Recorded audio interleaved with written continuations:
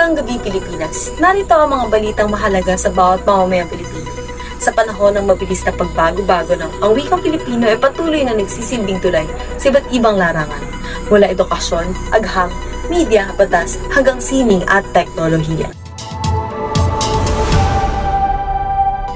Sa pantaong sining, ang Filipino ay ginagamit bilang wika ng puso at isip. Ito ang daan upang maipahayag ang malalalim na damdamin, kultura at karanasan ng mga Pilipino. Para sa mga profesional tulad ng guro, manunulat at iskolar, ito ay nagiging susi upang maabot ang mas malawak na madla, lalo na ang mga hindi bihasa sa Ingles.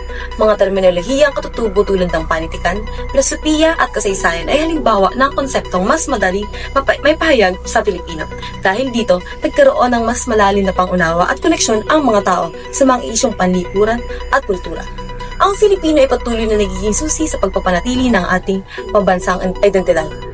Para sa Ulat Bayan Network, mula sa usapin ng pantaong sining, ating nakita ang kahalagahan ng wika at kultura sa paghubog ng ating kamalayan. Ngayon naman, dumako tayo sa isa pang mahalagang larangan na patuloy na humuhubog sa ating pagkatao, ang antropolohiya.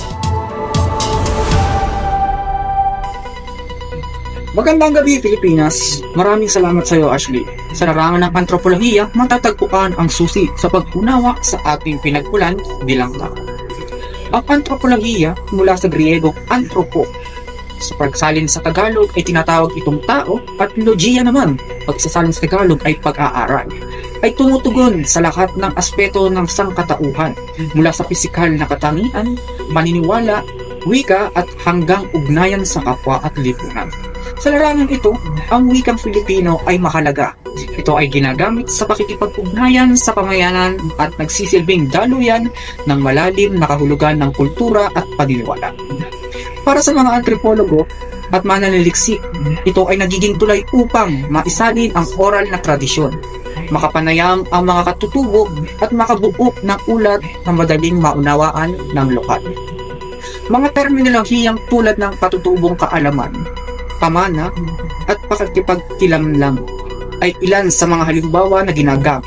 Dahil sa Pilipino, mas napapalalim ang respeto sa kultura at naiipahayag ang pananaliksik sa paraang malapit sa puso ng mga Pilipino.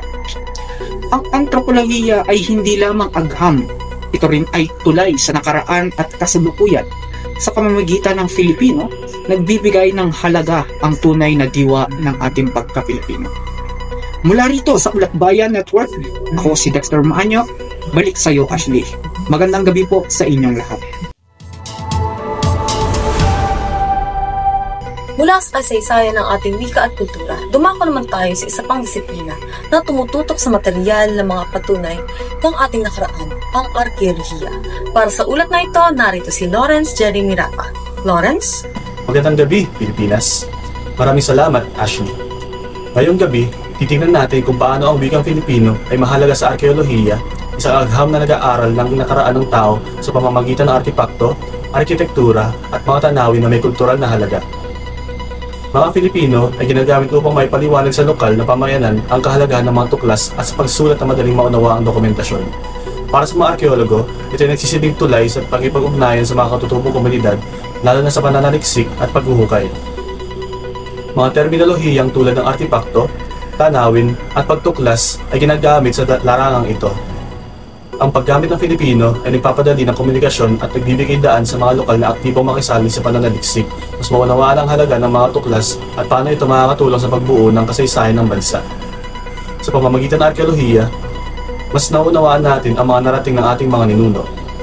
Ang Filipino bilang bahagi ng ating kultura ay mahalagang kasangkapan sa pagpapahayag ng mga tuklas na nagpapalalim sa ating pagka-Pilipino. Ako si Lawrence at ito ang Ulat Bayan Network, Balita, Bayan, Bukas. Magandang gabi po sa inyong lahat. Patuloy nating tinatalakay ang papel ng wika sa iba't ibang larangan ng kaalaman. Mula sa arkeolohiya, tayo ngayon ay maglalakbay sa larangang bumabalik sa ating pinagmulan at nagbibigay ng saysay sa ating pagkakakilanlan, ang kasaysayan. Para sa ulat na ito, narito si Angel Rose Peraha. Angel? Kasaysayan, ang Filipino bilang tulay sa pag-unawa ng nakaraan. Magandang gabi, Pilipinas. Maraming salamat, Ashley. Ang kasaysayan ay higit sa pagtanda ng mga petsa at pangalan. Ito ay pag-aaral ng mga kwento ng tao, lipunan at institusyon na nagbago sa panahon. Ang wikang Filipino ay mahalaga sa pagsasalaysay ng kasaysayan. Nasasali nito ang mga kwento ng bayan sa wika ng bayan na nagiging mas buhay at makabuluhan. Para sa mga guro at eskolar, ito ay nagbibigay ng malapit na koneksyon sa mga mangbabasa at estudyante. Ginagamit din ito sa panayam ng pagsasalin ng dokumento at pagsulat ng mga aklat tungkol sa Pilipino. Mga terminolohiyang tulad ng kasaysayan, bayani, at panahon ng kolonyalismo ay madalas gamitin. Ang Filipino ay nagpapalawak ng interes at pag-unawa, lalo na sa kabataan, at nagiging hakbang ito tungo sa dekolonisasyon ng kaalaman. Ang kasaysayan ay salamin ng kasalukuyan at gabay sa kinabukasan. Sa tulong ng Pilipino, mas nauunawaan nating mabuti ang mga aral ng nakaraan bilang mamamayan at bayan. Mula rito sa Ulat Bayan Network, ako si Angel Rose Taraha. Balik sa iyo, Ashley. Magandang gabi po. At sa pagpapatuloy ng ating serye tungkol sa Filipino sa iba't ibang larangan, dumako naman tayo sa larangang pinakapuso ng ating pagkatao at pagkakakilanlan, ang linguistika at wika. Narito si August Naomi Portagal. August? Magandang gabi, Pilipinas. Maraming salamat, Ashley. Sa linguistika, ang Filipino ay nagsisilbing tulay upang maunawaan ang iba't ibang wika at kultura sa bansa. Ginagamit ito ng mga guro at mananaliksik para ipaliwanag ang teorya at datos ng mas madaling maunawaan. Malaga rin ang Filipino sa edukasyon bilang medium of instruction at sa pamahalaan para sa malinaw na komunikasyon sa mamamayan. Ang terminolohiyang tulad ng pangungusap at ponima ay halimbawa ng gamit nito sa teknikal na diskurso sa pamamagitan ng Filipino, mas inklusibo at demokratiko ang pag-unawa sa wika at kultura. Ako si Naomi at ito ang Ulat Bayan Network. Magandang gabi po. Sa paglalakbay ng wikang Pilipinas sa iba't ibang larangan, isang mahalagang sangay ang patuloy na nagpapatingkad sa ating pagkakakilanlan bilang lahi, ang literatura. Para sa karagdagang ulat, narito si Zyla Reyes. Zyla? Literatura. Ang Filipino bilang boses ng kultura. Magandang gabi, Pilipinas. Maraming salamat, Ashley. Ang literatura ay sumasalamin sa ating pangarap, sakit at pag-asa bilang bayan. Ito ang paraan upang maipahayag natin ang ating pagkatao mula sa sinaunang epiko hanggang sa makabagong spoken word. Ang Filipino ay mahalaga sa panitikan bilang wika ng pagsulat at daluyan ng damdamin. Sa pamamagitan nito, mas madaling maaabot ng mga manunulat ang mambabasa at mas malalim ang koneksyon ng akda sa kanilang puso. Terminolohiyang tulad ng tula, nobela at maikling kwento ay halimbawa ng gamit nito. Sa pamamagitan ng Filipino, direkta na dumadaloy ang mensahe sa isipan ng mambabasa, mas totoo at makabago. Ang literatura sa Filipino ang nagpapanatili ng buhay sa ating mga kwento at kultura. Ako nga po pala si Zyla mula sa Ulat Bayan Network. Magandang gabi po. At ngayong gabi ating tatalakayin ang larangang bumabalot sa ating mga pinakamalalalim na tanong mula sa kahulugan ng buhay hanggang sa kung ano ang tama at mali. Narito si Wesley Sardona para sa isang ulat tungkol sa larangang filosofiya. Wesley? Magandang gabi, Pilipinas. Maraming salamat, Ashley. Ang filosofiya ay disiplina ng pag-iisip na tumutugon sa mga pangunahing tanong ng buhay. Sino tayo? Ano ang tama at mali? Ito ay batay sa lohika, katwiran at sistematikong pag-iisip. Ang filosofiya, ang Pilipino ay nagsisilbing tulay upang mas maintindihan ng mga abstraktong konsepto tulad ng katarungan, kabutihan at katotohanan. Para sa mga guro at mag-aaral, ginagamit ito upang maihalad ang mga ideya na may kahulugan sa ating kultura. Mga terminolohiyang tulad ng pangkatwiran at pag-iral ay halimbawa ng gamit ng mga Pilipino sa larangan ito. Sa pamamagitan nito, mas madaling maaabot ng mamamayan, lalo na mga kabataan, ang diskurso intelektual nang hindi naapektuhan ng hadlang ng wikang banyaga. Ang filosofiya hindi lamang tungkol sa pag-iisip, ito'y pamumuhay. Sa tulong ng Filipino, mas naunawa natin ang mga ating daigdig at ang isa't isa. Ako ay si Wesley B. Sardona mula sa Ulat Bayan Network.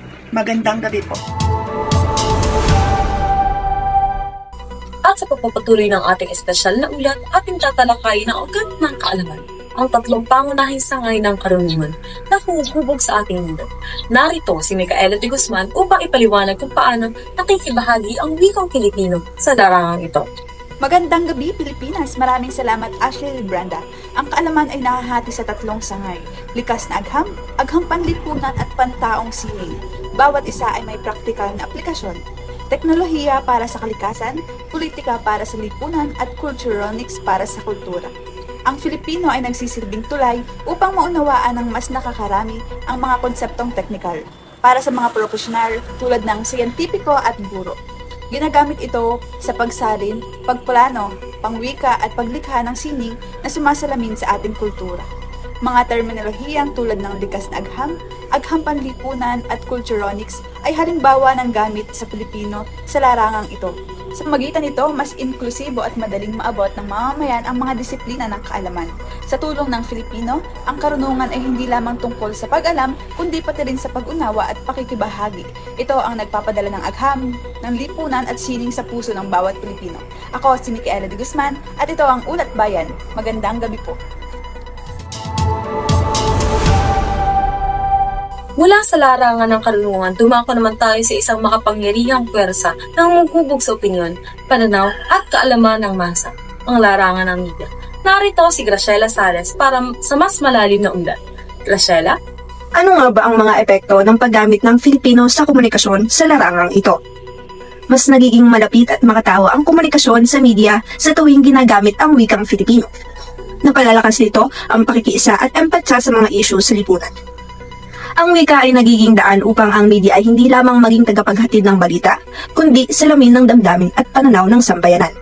Kaya naman, sa panahon ng bisang impormasyon at digital na communication, ang wikang Filipino ay nananatiling haligi ng pagkakakilanlan at pagkakaunawaan sa media.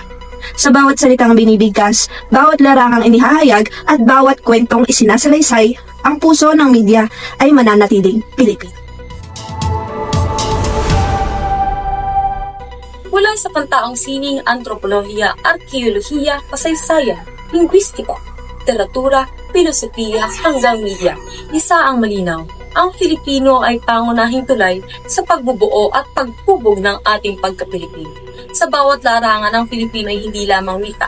Ito ay pagkakakilanlan, pagkakaisa at pag-asa. Sa paggamit nito, mas mapapalalim natin ang pag-unawa sa ating kultura, kasaysayan at pagkatao bilang bansa. Maraming salamat sa inyong pagsubaybay sa aming estasyon na ulat tungkol sa kahalagaan ng Pilipino sa iba't ibang larangan. Muli ako si Ashley Branda at ito ang Ulat Bayan Network, balita, ugat, pananaw ng bayan.